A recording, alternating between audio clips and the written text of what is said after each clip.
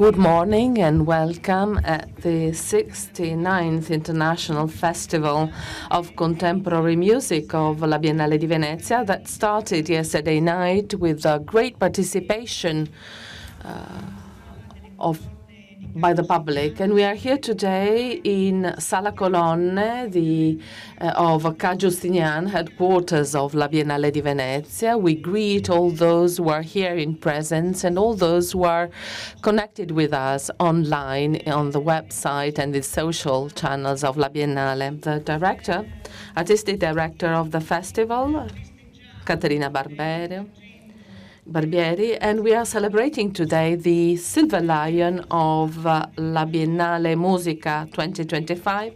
I invite on stage Caterina Barbieri to read out the motivation of this Silver Lion.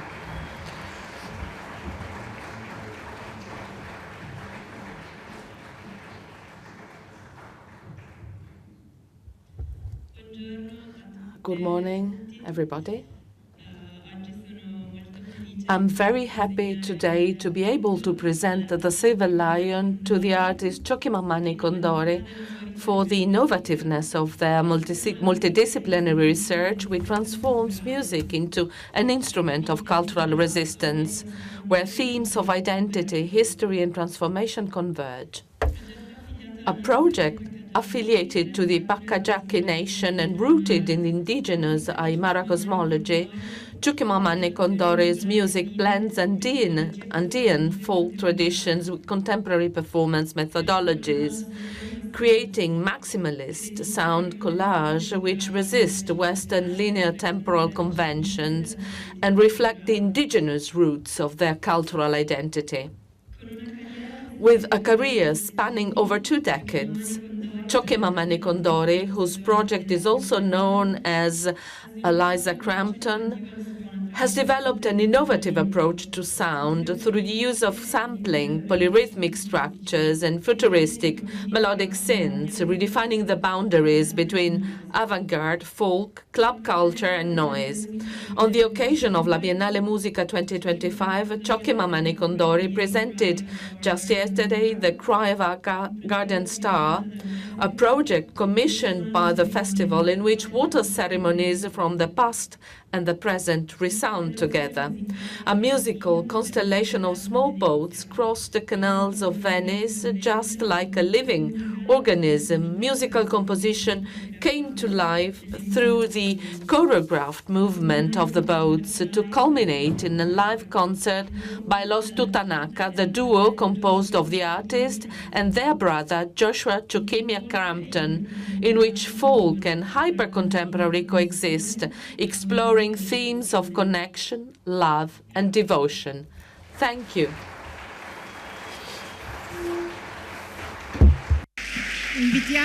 Invitiamo a salire sul... We invite here on stage Chuquimamani-Condori.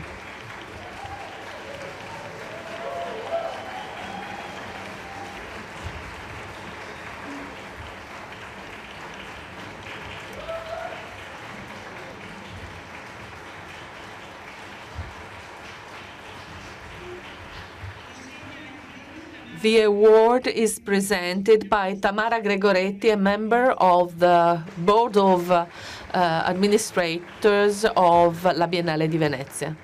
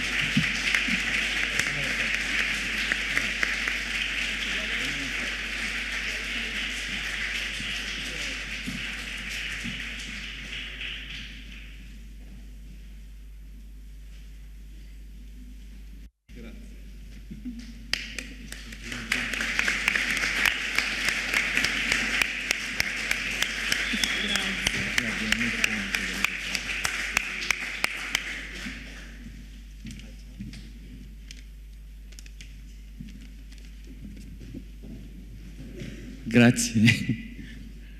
Yusuf Agara, Thank you so much for this great honor.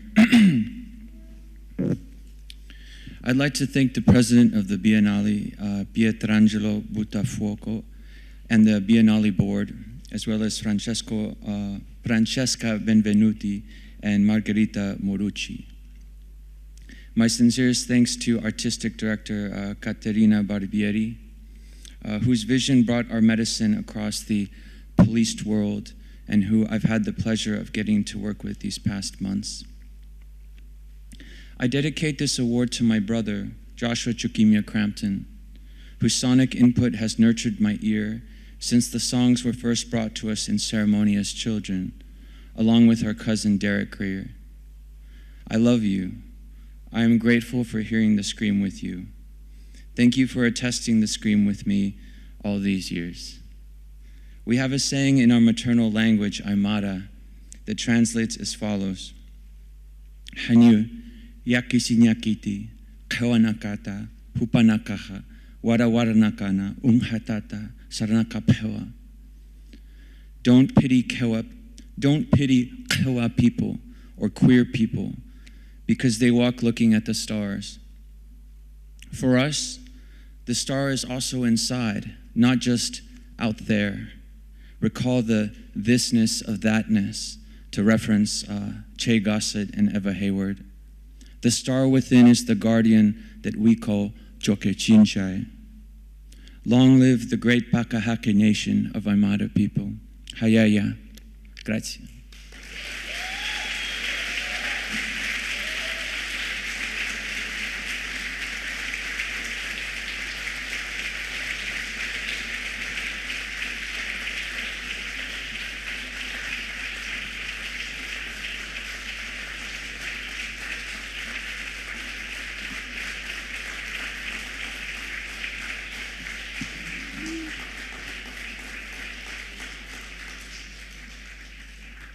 Grazie a Chuquimamani-Condori. We thank Chuquimamani-Condori. I remember that I'd like to mention that a conversation will follow between Chuquimamani-Condori and Andrea Lissoni of the Haus der Kunst of München. Thank you all and enjoy the music festival.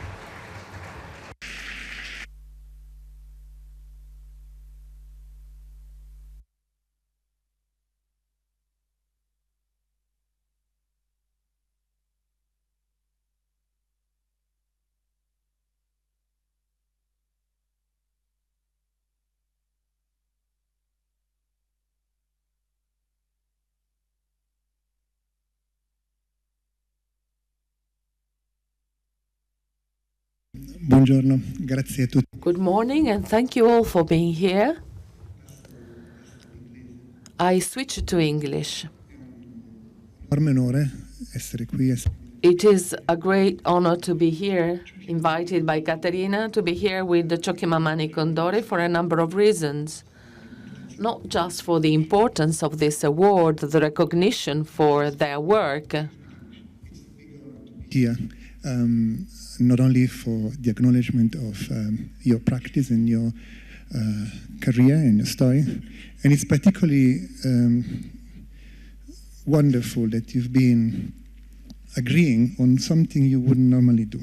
So you agreed on a conversation. And I can perhaps starting by saying that I know the practice of Elio Chuquimamani-Condori as someone that when invited to make a concert or present a work, maybe starting with 20 minutes, half an hour of a journey in which the public gets introduced to a cosmology in which signs, symbols, references, and imaginaries are not the one we absolutely used to deal with in the Western world, particularly anybody growing up in Italy and having a relationship with art history will be familiar with the reading of Aby Warburg, the Atlas. So what Chuquimamani-Condori does is another journey and brings you in another time. This is not necessarily what happened yesterday. Yesterday we were brought in another time, in another world. And I think the best we can do now is to give the opportunity to Chuquimamani to share those words through the two moments some of you have witnessed yesterday. The first one is the procession, and I would like to use this word procession rather than parade, called Cry of a Guardian Star. And the second one, when the procession ended, this memorable live with your brother Joshua at sunset at the Isolotto dell'Arsenale. So, Chuquimamani, I leave it to you, and I'm happy to pick up some points to share what is behind and what we were offered as a discourse yesterday evening in a wonderful live. Well, thank you, Andrea. I want to start by bringing this medicine in here before we speak, which is what we do. Oh, yeah. So, well, let me put a little bit of this in my mouth. Sweet.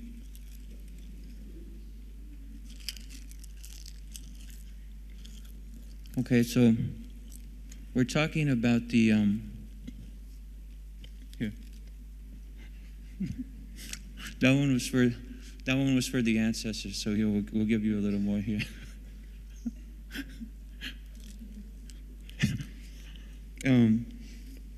Here.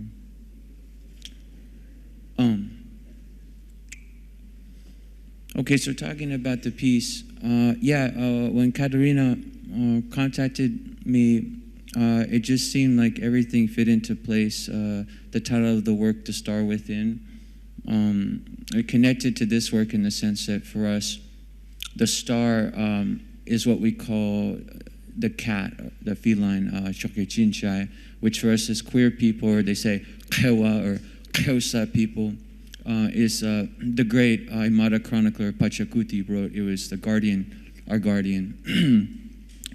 And in ceremony, for the water ceremonies, this what we'll have is the troops of different musical groups will come together, and all night they will all resound at the same time, holding their melodies but playing all together. Up to 40 bands playing together, and this is to. It represents one of our first stories, which is the birth of the policed world, or the birth of the sun. And so it's their sound represents the breaking through the cacophony of the first aurora, basically, and moving from that place that we call nowhere, or the water, into this world of light, where there's this a collapse of superposition. And I don't know, I could just be digressing and spiraling, so maybe you can take it from there. But maybe what you could share is also the choreography you gave shape to. Whomever was on the bridge yesterday, the bridge of the Giardini, will witness this procession of boats with specific lights. It was silent. Then they entered in the Canale Grande. They will all turn, wait, make a sort of circle, and going back. And then whomever was on the bridge will hear glimpses of sound, like samples. And then back at Arsenale, there was a sort of beautiful circular movement. And then that sound was there again. So maybe that can be interesting to be shared. What kind of choreography it is, what sound, and going back to the water, the time of the day you choose, that sunset. So it's a very specific moment, no? Right, yeah, for the time, like I said, when I was making the example with the bands reproducing the cacophony of the aurora, of the star, this time frame of the twilight in general, dawn, the transition between night to morning, or day to night.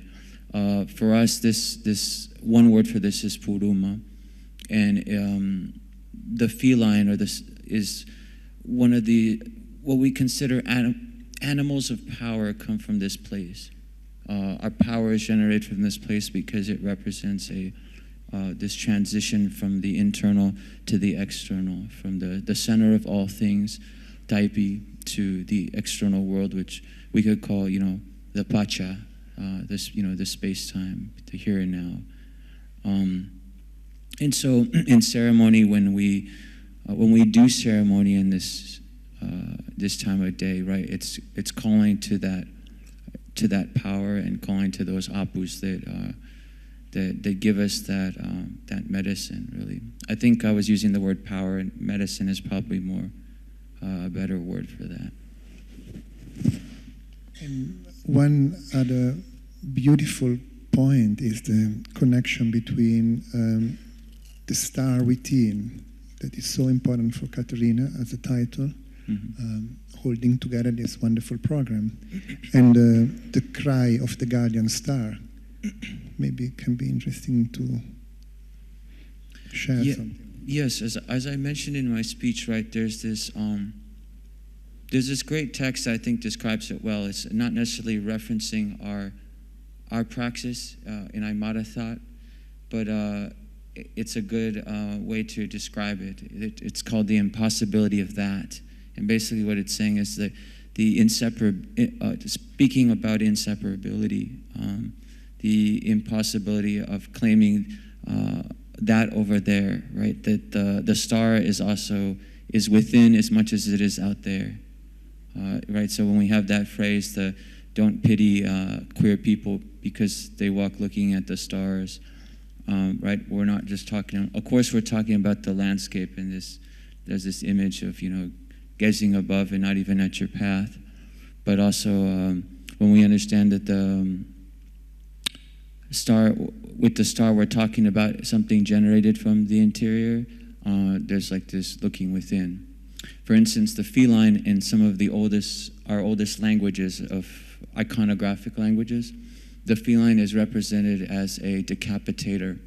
And this is really misunderstood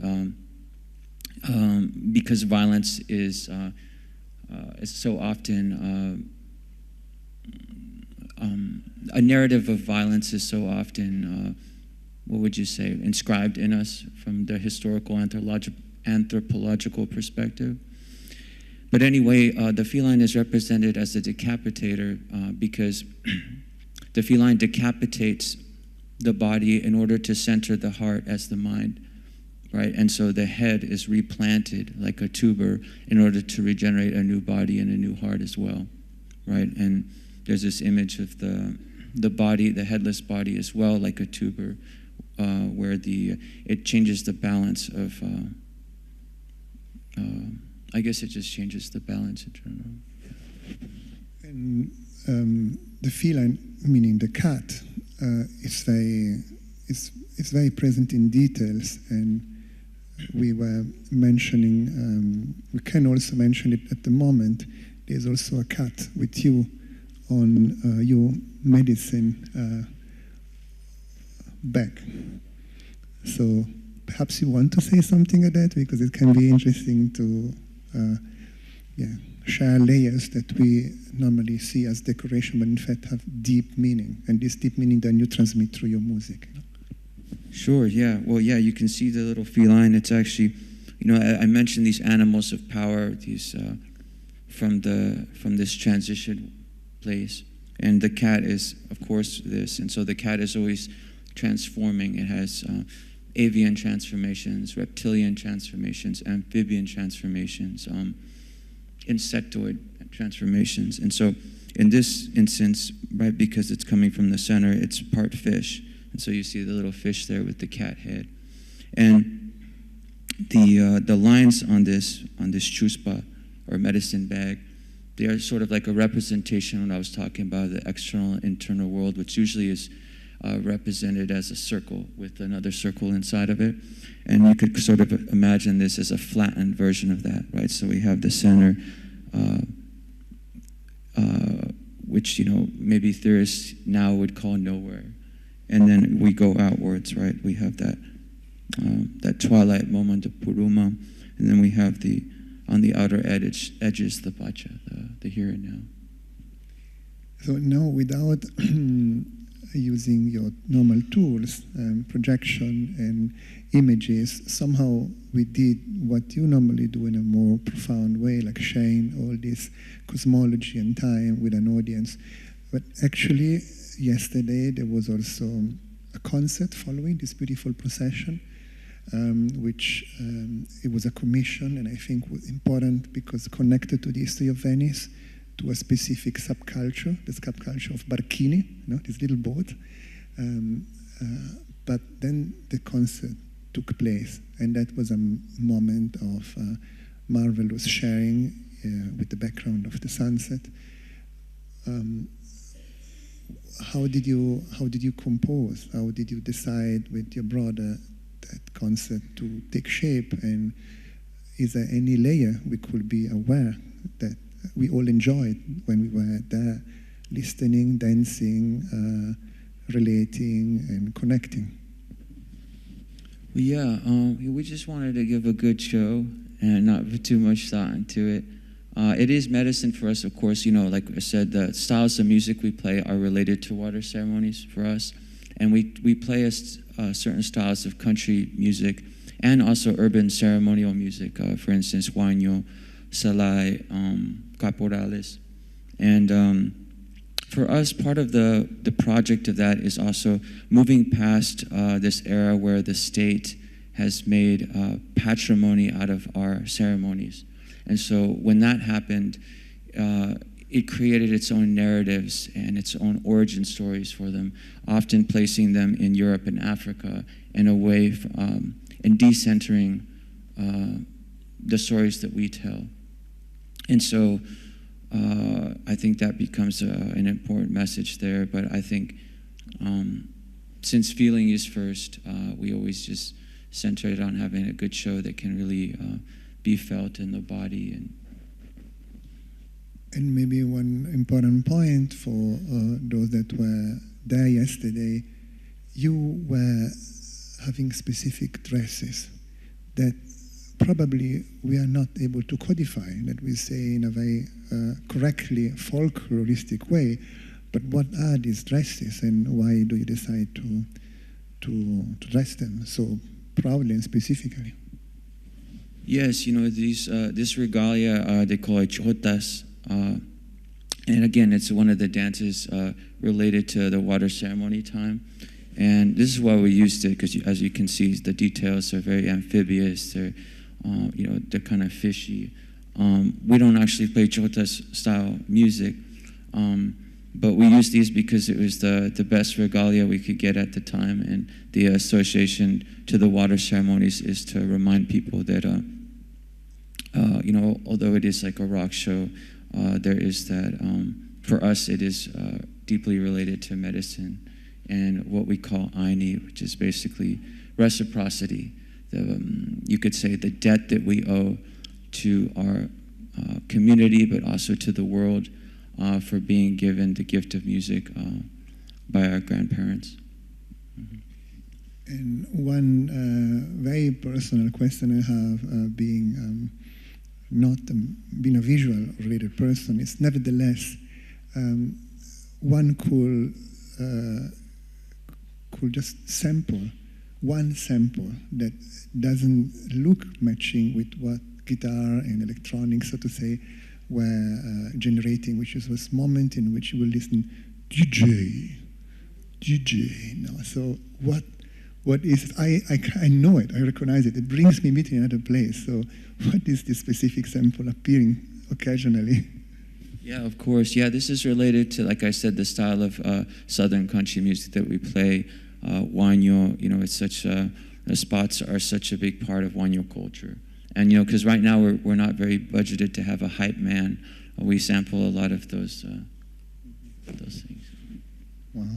And what do you think is... yesterday we saw members of the very diverse public dancing, moving around, being blown away by the background, but also by the presence of the boat still there waiting. There was this stillness in the back. You were performing in the front.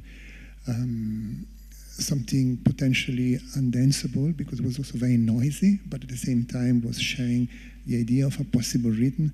What do you imagine goes through? I mean, it's a very banal question, but what do you think what you do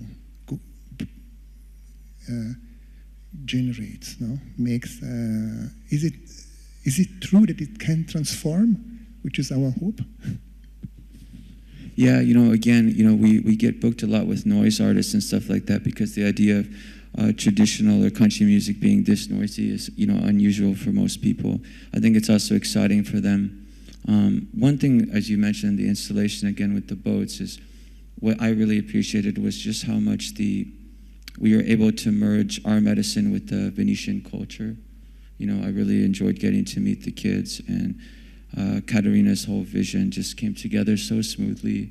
I feel like we were really blessed by the ancestors with that. And I'm always in awe about, for instance, a country like Italy's reception to our medicine, right? Like you said, there isn't necessarily a cognitive or prefrontal cortex understanding of it, but there is like the understanding in the sense of the body and that connection. It's just something felt.